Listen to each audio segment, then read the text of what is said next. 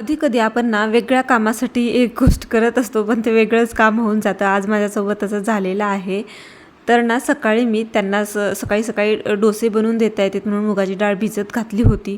पण माझ्या लक्षातच राहिलं नाही. मी त्यांना पोहे बनवून दिले आणि मग माझ्या लक्षात आलं, चला म्हटलं तुम्हाला ह्याची नवीन रेसिपी बनवून दाखवते. पहिल्यांदा तिकडे पोहे आपल्याला अर्धी वाटी घ्यायचे आहे, धुवून त्याला भिजत ठेवायचे आहे. तो इकडे मी छान 2 ते 3 वेळेस मुगाची डाळ धुवून घेतलेली आहे. त्याच्यानंतर आपल्याला बिना म्हणजे पाणी बिलकुल टाकायचं नाही आहे, न पाणी टाकता आपल्याला अशा प्रकारे हे वाटून घ्यायचं आहे मिक्सरला.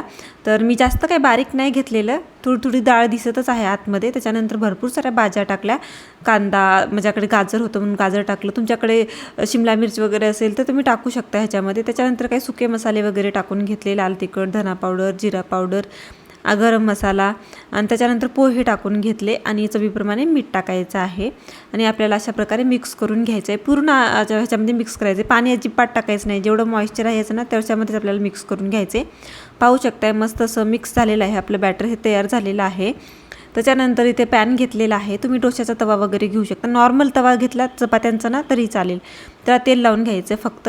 त्याच्यानंतर आपल्याला हातावर अशा प्रकारे, मी 2 प्रकारे बनवायचं सांगणार आहे तुम्हाला. हातावर पण तुम्ही अशा प्रकारे बनवून टाकू शकता.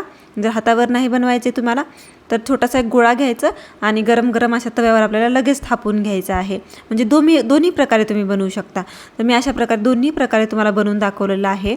आणि आता खालून छान भाजलं आहे तर त्याला पलटवून दुसऱ्या साईडने पण मी भाजून घेणार आहे. तुम्ही सकाळी मुलांच्या नाश्त्याला किंवा टिफिनलासुद्धा बनवू शकता. अगदी झटपट होतं आणि इतकं टेस्टी लागतं ना, आणि हेल्दीसुद्धा आहे. आणि हिवाळ्यांमध्ये मुलांना ही हेल्दी रेसिपी तुम्ही देऊ शकता किंवा नाश्त्यालासुद्धा बनवू शकता. तर नक्की ट्राय करा.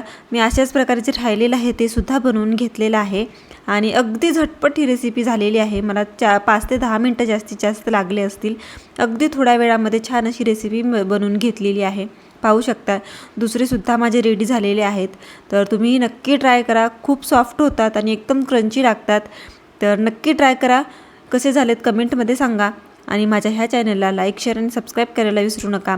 माझे जर मागचे व्हिडिओ पाहिले नसतील तर नक्की पहा, त्यांनासुद्धा लाईक करा आणि तुमच्या फ्रेंडलासुद्धा ही रेसिपी नक्की शेअर करा. त्यांच्या मुलांना जर सकाळी टिफिनला ही द्यायची असेल तर नक्की ते पण देतील. आणि माझ्या चॅनलला सबस्क्राईब करा. Bye bye.